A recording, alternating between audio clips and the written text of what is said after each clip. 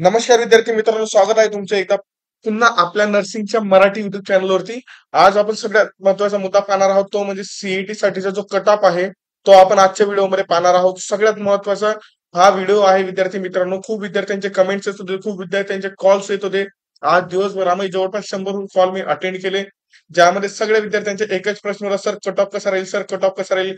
फलाना कॉलेजला एवढ्याचा cut off लागला होता, कितीचा कट ऑफ लागेल, या कॉलेजला नंबर लागेल का, त्या कॉलेजला नंबर लागेल का, ह्या कॅटेगरीचा हा कट ऑफ, मी ह्या कॅटेगरीचा आहे तर मला इतके पर्सेंटाईल आहे तर माझा नंबर लागेल का. तर तुमच्या या सर्व प्रश्नांचे उत्तर विद्यार्थी मित्रांनो मी आजच्या व्हिडिओमध्ये देणार आहे.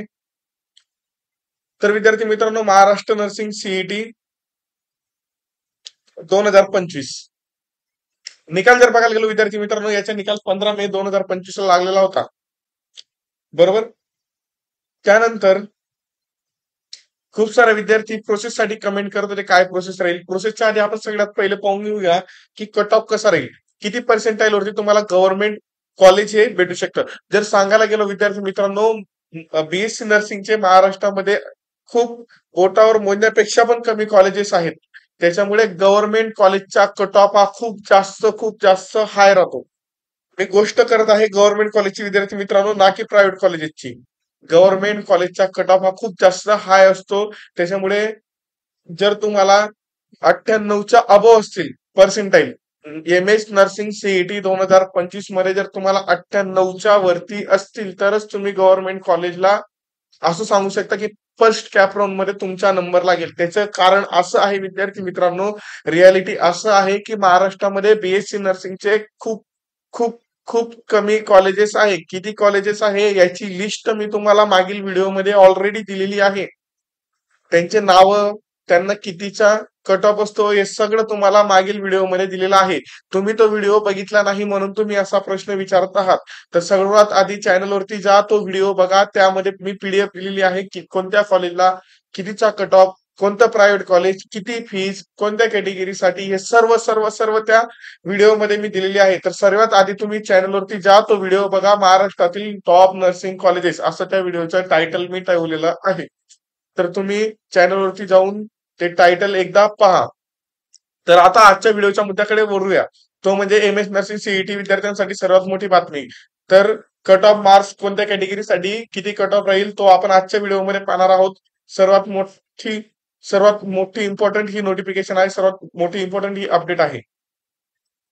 विद्यार्थी मित्रांनो, जो कट ऑफ मी दिलेला आहे स्क्रीनवरती तुम्हाला, हा कट ऑफ गव्हर्नमेंट कॉलेजेस साठी आहे. कोणासाठी? गव्हर्नमेंट कॉलेजेस साठी. त्याच्यामध्ये मी कॉलम बनवलेला आहे. पहिला कॉलम कॅटेगरीचा, दुसरा कॉलम कट ऑफ रँकचा आणि तिसरा कॉलम एस्टिमेटेड पर्सेंटाईल अजून 30,000 स्टुडंट, अजून 30,000 कॅन्डिडेट.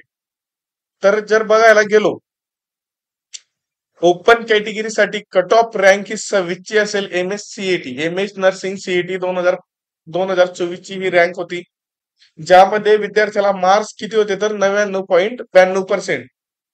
त्याच ठिकाणी एनटीबी कॅटेगरीचा कट ऑफ रँक बोलतोय मी, मार्क्स नाही सांगत आहे विद्यार्थी मित्रांनो, या गोष्टीकडे लक्ष द्या. मी कट ऑफ रँक बोलतोय. कट ऑफ रँक हा 66 होता आणि एस्टिमेट पर्सेंटाईल 99.78.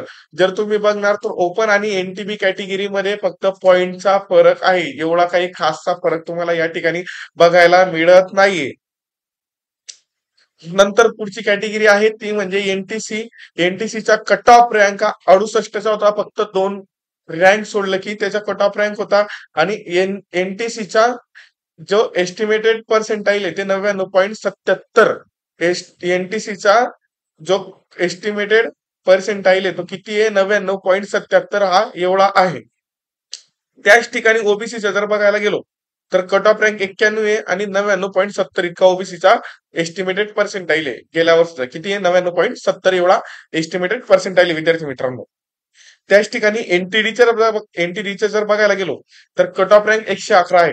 तर या ठिकाणी जे तुम्हाला गॅप दिसत आहे स्टुडंटचा, तर हे बाकीचे स्टुडंट जे असतात, काही विद्यार्थ्यांना इतर परीक्षांमध्ये, उदाहरणार्थ जर सांगायला गेलो नीटची एक्झाम पण दिलेली त्यांनी, नीटच्या एक्झाम सोबत त्यांनी सोबत नर्सिंग सीईटी पण दिलेली आहे, बरोबर.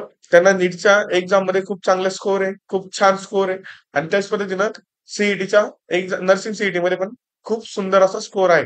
पण काय झालं, त्यांना नर्सिंग करण्याच्या ऐवजी, नर्सिंग करण्यापेक्षा जर त्यांच्या नंबर किंवा त्यांचा नंबर जर कुठल्या गव्हर्नमेंट आयुर्वेदा, गव्हर्नमेंट डेंटल किंवा government semi government homeopathy, government semi government Unani कॉलेजला लागत असेल, तर असे विद्यार्थी नर्सिंगला रेफर देण्यापेक्षा, नर्सिंगला प्रेफरन्स फर्स्ट प्रेफरन्स देण्यापेक्षा ते असे विद्यार्थी मेडिकलच्या एज्युकेशनला फर्स्ट प्रेफरन्स देतात. तर हे जे तुम्हाला गॅप दिसत आहे स्क्रीनवरती कट ऑफ रँक मधला, तर हे रँक मधले जे विद्यार्थी कुठे गेले, तर हे रँक मधले विद्यार्थी मेडिकलसाठी गेलेले असतात. ही गोष्ट तुम्ही डोक्यामध्ये ठेवून घ्या. नंतर एससीचा कट ऑफ जो आहे तो 202चा आहे. एससीचा कट ऑफ कितीचा आहे? 202चा एससीचा कट ऑफ आहे.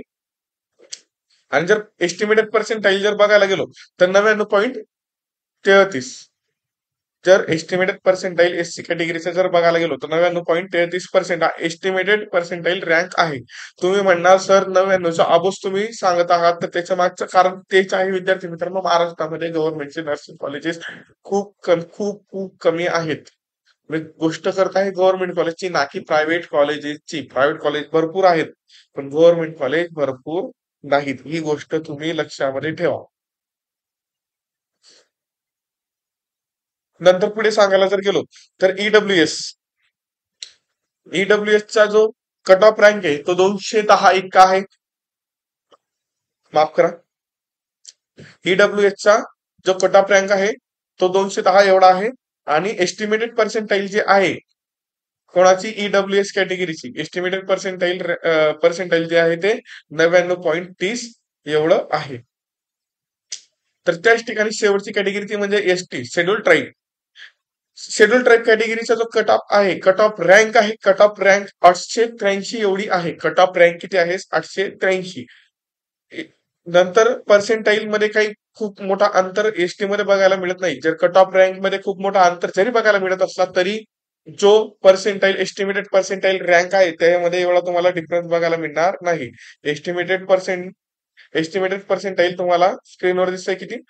97.06 एस्टिमेटेड पर्सेंटाईल रँक एवढी आहे. तर एवढ्या मार्कांच्या आत किंवा 1-2 मार्क याच्यापेक्षा वरती होऊ शकतात किंवा खाली होऊ शकतात. वर खाली 1-2 मार्काचा डिफरन्स किंवा पॉईंटचा डिफरन्स असू शकतो या वर्षी गव्हर्नमेंटचा कॉलेज मिळवण्यासाठी. ही गोष्ट तुम्ही नोट डाऊन करून ठेवा. आणि सर्व तुमच्या प्रश्नांचे उत्तर मी आजच्या व्हिडिओमध्ये तुम्हाला देऊन टाकलेले आहे. तरी तुम्हाला काही समस्या असेल, स्क्रीनवरती माझा नंबर दिलेला आहे, त्या नंबरवरती तुम्ही कॉन्टॅक्ट करून तुमची समस्या मला विचारू शकता. मागील व्हिडिओमध्ये मी तुम्हाला गॅप सर्टिफिकेट आणि मेडिकल फिटनेस सर्टिफिकेट कसं बनवायचं, फॉर्मॅट कसा असतो ते तुम्हाला दिलेलं आहे. तर तुम्ही तो व्हिडिओ बघा. आणि सर्वात इम्पॉर्टंट म्हणजे तुमचे गॅप सर्टिफिकेट, जर तुमच्या 12वी नंतर गॅप असेल तर गॅप सर्टिफिकेट बनवा. आणि दुसरं म्हणजे मेडिकल फिटनेस सर्टिफिकेट बनवा, कारण की प्रोसेस कधीही चालू होऊ शकते. त्यामध्ये तुम्हाला वेळ खूप कमी मिळेल, फार कमी मिळेल. त्या वेळामध्ये तुम्हाला हे सगळे डॉक्युमेंट गोळा करायला खूप धावपळ होईल. ते धावपळ होऊ नये म्हणून आजच्या आज मेडिकल फिटनेस सर्टिफिकेट बनवा आणि गॅप सर्टिफिकेट हे पण रेडी करून ठेवा. तर आशा करतो विद्यार्थी मित्रांनो तुम्हाला आपला व्हिडिओ आवडला असेल तर चॅनलला सबस्क्राईब करा, व्हिडिओ लाईक करा. तुमच्या समस्या असतील तर कमेंट करायला विसरू नका. Okay, thank you.